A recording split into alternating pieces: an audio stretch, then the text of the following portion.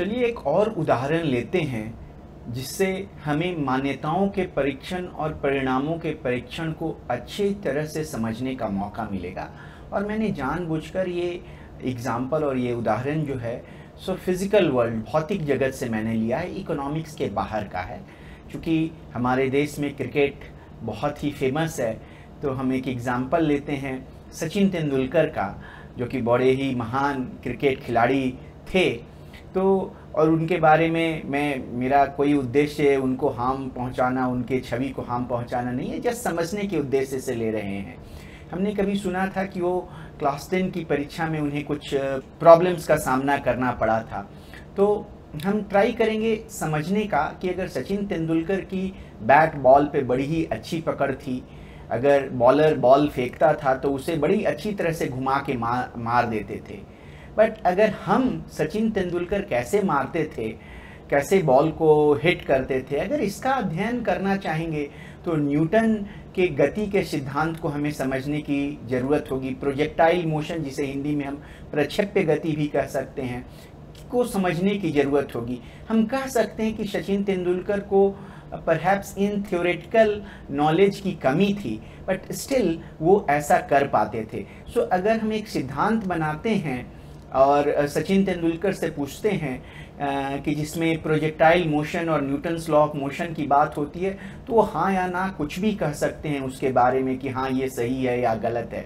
But अगर हम उनके बॉल के हिट करने को स्टडी करना चाहते हैं तो उनका परिणाम देखें। अगर हम ये थ्योरी लगाएं Newton's law of motion and projectile motion, तो हम ये थ्योरी लगाएं तो देखेंगे उनके बॉल को हिट करने को ये बड़ी अच्छी तरह से एक्सप्लेन कर पाता है।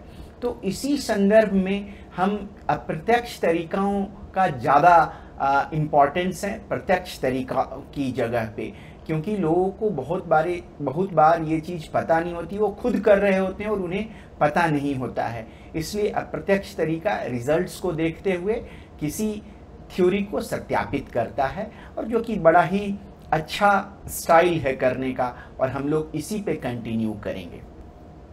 अब हम आगे चलते हैं। अब हम इकोनॉमिक्स मॉडल के रूप को, स्ट्रक्चर को समझते हैं। तो एक इकोनॉमिक्स मॉडल होता है, जैसे हमने प्रॉफिट मैक्सिमाइजेशन के बारे में कहा, लाभ अधिकतमीकरण, प्रॉफिट मैक्सिमाइजेशन, ये हम लाभ अधिकतमीकरण की बात कर रहे हैं। तो इसमें क्या होता है कि जो भी लाभ अधिकतमीकरण कर रहे होते हैं वो कुछ बाह्य चर को, एक्सोजेनस वेरिएबल को लेते हैं। क्या होता है एक्सोजेनस वेरिएबल? जो इनपुट का जो प्राइस होता है, आगत का जो प्राइस होता है और उत्पाद का जो प्राइस होता है, उस पर उनका कोई कंट्रोल नहीं होता है। We can say here input price, output price. ऐसे बाय द वे हम लोग बाद में देखेंगे कुछ संदर्भ में जो प्रॉफिट मैक्सिमाइजेशन कर रहे होते हैं उनका आउटपुट प्राइस पे कंट्रोल होता है। इस एग्जांपल में कहिए कि इनपुट प्राइस और आउटपुट प्राइस पे उनका कोई कंट्रोल नहीं है और वो प्रॉफिट मैक्सिमाइजेशन करते हैं, और यहाँ से उन्हें पता चलता है कि कितना प्रोड्यूस करें, है ना, कितना उत्पादन हो, उत्पादन, है ना। तो ये हमारा जो हो गया, ये हो गया इंडोजेनस वेरिएबल। ये जो है सो मॉडल के द्वारा डिसाइड होता है, और ये जो मॉडल के द्वारा जो डिसाइड होता है, बार बार देखेंगे या तो हम मैक्सिमाइजेशन टर्म लिखे हुए होंगे या हम कभी कॉस्ट मिनिमाइजेशन टर्म भी यूज करेंगे, जो कि कॉस्ट का न्यूनतमीकरण है, को यूज़ करेंगे। और ये देखेंगे कि अक्सर जब हम इकोनॉमिक्स में मॉडल की बात कर रहे होते हैं तो या तो मैक्सिमाइजेशन होता है या मिनिमाइजेशन होता है ना। तो इस मैक्सिमाइजेशन मिनिमाइजेशन के लिए हम एक टर्म यूज़ करते हैं, वह है ऑप्टिमाइजेशन। हम बात करेंगे कि सारे जो इकोनॉमिक कारक एक्टर होते हैं, जो डिसीज़न ले रहे होते हैं, स्वतंत्र हैं डिसीज़न लेने में, वो अक्सर अपने सिचुएशन के अनुरूप ऑप्टिमाइजेशन किया करते हैं। अगर कंज्यूमर हैं तो वो जो है सो उनको कितना सेटिस्फैक्शन मिले, कौन सा बंडल कैसे कंज्यूम करें, ताकि उन्हें ज़्यादा से ज़्यादा सेटिस्फैक्शन मिले, या अगर उत्पादक हैं तो कितना कैसे उत्पाद करें, कैसे उनका प्रॉफिट मैक्सिमाइज हो। इस तरह की बात हम लोग देखा करेंगे ऑप्टिमाइजेशन में। हम एक और बिंदु यहाँ पे बता दें, ऑप्टिमाइजेशन के बाद एक इक्विलिब्रियम की भी बात होती है। इक्विलिब्रियम देखेंगे कि डिफरेंट जो एक्टर्स हैं वो ऑप्टिमाइज करते हैं, और जब एक जगह वो इंटरेक्ट करते हैं, वो एक जगह मार्केट भी हो सकता है, किसी और सेटिंग में भी हो सकता है, तो उनके आपस में इंटरेक्ट करने से एक इक्विलिब्रियम सा बन जाता है, और वो इक्विलिब्रियम बाजार में बहुत सारे चरों का वैल्यू निर्धारित करता है। तो हम इक्विलिब्रियम को भी देखेंगे, इन दो चीज़ों को हम देखेंगे। और मैं एक और चीज़ ऐड कर दूं इसमें, दैट जैसे जो इक्विलिब्रियम है वो संतुलन, इसमें तीसरा चीज मैं ऐड कर दूं इज कंपैरेटिव स्टैटिक्स, है ना। वो ये क्या होता है कि अगर हम किसी भी फैक्टर के चेंज होने से अगर संतुलन बदल जाता है, तो संतुलन बदलने के पहले की स्थिति और बदलने के बाद संतुलन जैसा होता है, उस चेंज का जो अध्ययन है बिना डायनेमिक्स को कंसीडर किए, उसको हम लोग कंपैरेटिव स्टैटिक्स कहते हैं। तो बार बार आप देखेंगे इस कोर्स के दौरान कि हम लोग कुछ ऑप्टिमाइजेशन कर रहे हैं, इक्विलिब्रियम लाने का प्रयास कर रहे हैं, और जो इक्विलिब्रियम में जो चेंजेस हो रहे हैं उसको हम लोग कंपैरेटिव स्टैटिक्स के माध्यम से अध्ययन कर रहे हैं। तो ये चीज़ हम इकोनॉमिक्स मॉडल में देखेंगे। नेक्स्ट पॉइंट है कि हम मनी इक्विवेलेंस की भी बात करते हैं। किसी भी चीज़, कोई भी हरकत हो रही हो, कुछ निर्माण हो रहा हो, कुछ डिसीजन लेना हो, हर जगह हर डिसीजन का एक मॉनेटरी इक्विवेलेंस होगा। एक मॉनेटरी टर्म में, प्राइस के टर्म में, मूल्य के टर्म में, उसको हम इक्वेट कर सकते हैं, देख सकते हैं। तो एक उदाहरण ले लें कि आप जो हैं रेल से ट्रैवल कर रहे हैं, और रेल से ट्रैवल करने में अनफॉर्चुनेटली आपका टिकट गुम हो गया, और आप टीटी साहब आए और आपसे टिकट की मांग किए। चूँकि आपका टिकट गुम हो चुका है, आप टिकट दिखा नहीं पाए, तो टीटी साहब कहते हैं या तो 1000 रुपये फ़ाइन लगेगा या 7 दिन के लिए जेल जाना होगा। अब हम एक थॉट एक्सपेरिमेंट करते हैं। आप में से कुछ कहेंगे कि नहीं, जेल जाना 7 दिनों के लिए ज़्यादा आसान है बशर्ते कि 1000 रुपीज़ देने के, और कुछ लोग कहेंगे नहीं 1000 रुपीज़ ही ज़्यादा मेरे लिए आसान है 7 डेज के। तो ये जो कंपैरिजन हो रहा है, जो तुलनात्मक अध्ययन हो रहा है, हम सब करते हैं डिफरेंट सिचुएशन में। तो इस थॉट एक्सपेरिमेंट में हम आगे बढ़ें कि कहिए कि 1000 की जगह टीटी कहे 2000 फाइन होगा या 7 दिन जेल होगा, 2000 की जगह 3000 फाइन होगा या 7 दिन जेल होगा।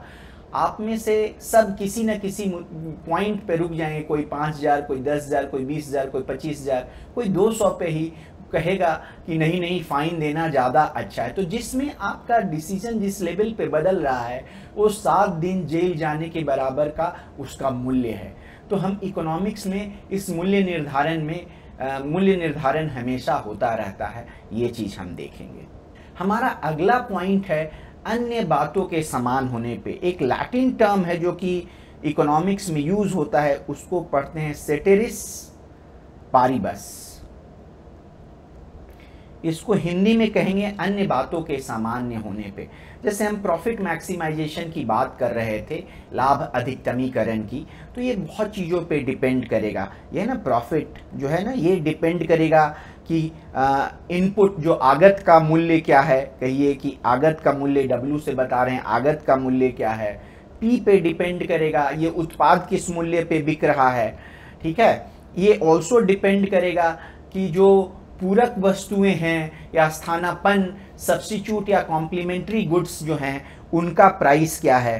तो लिख लीजिए कॉम्प्लीमेंट्री गुड का, सब्स्टिट्यूट गुड का प्राइस क्या है। इसको हम P से भी डिनोट कर सकते हैं, ठीक है। ये सारी चीज़ प्रॉफिट को बताएंगे। तो जब हम कहते हैं सेटेरिस पारिबस, W के चेंज होने से पाई पे क्या इफेक्ट पड़ेगा, तो हम बात कर रहे होते हैं कि उस समय ना तो P बदल रहा है, ना PC बदल रहा है, ना PS बदल रहा है।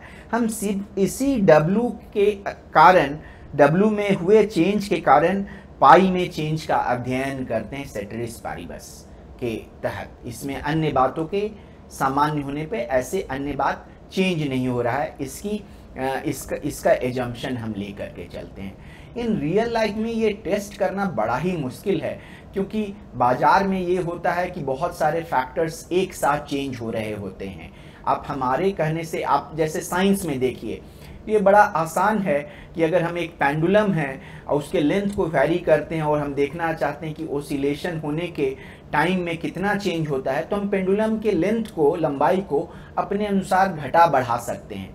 बट इकोनॉमिक्स में जो फैक्टर्स होते हैं, जो वेरिएबल्स होते हैं, उनको हम अपने अनुसार चेंज नहीं कर सकते हैं। तो इसी वजह से सेट्रिस पारिबस का अध्ययन थोड़ा, इसके कारण जो अध्ययन होता है वो थोड़ा मुश्किल होता है, खास करके एम्पिरिकल एनालिसिस में, है ना, क्योंकि डाटा उस तरह से नहीं मिलता है। But over the period economics में ऐसे तकनीक का विकास किया गया है इकोनोमेट्रिशियंस के द्वारा। इसके बारे में हम अगले वीडियो में थोड़ी और बात करेंगे। ऐसे टूल्स का डेवलपमेंट किया गया है जो कि हमें हेल्प करते हैं इस सेट्रिस पारिबस एजम्पशन को टेस्ट करने में भी।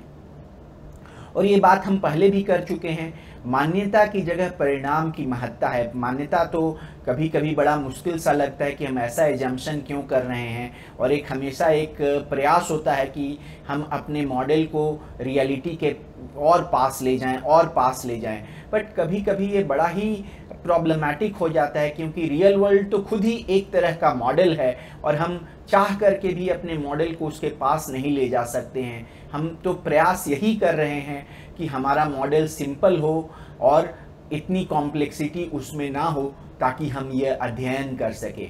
तो हम मॉडल की जांच परिणाम से ही कर सकते हैं। ये जो परिणाम आ रहा है कितना सही है, कितना खरा उतरता है। तो इसीलिए हमारे मॉडलिंग में मान्यता की जगह परिणाम की महत्ता होती है। धन्यवाद।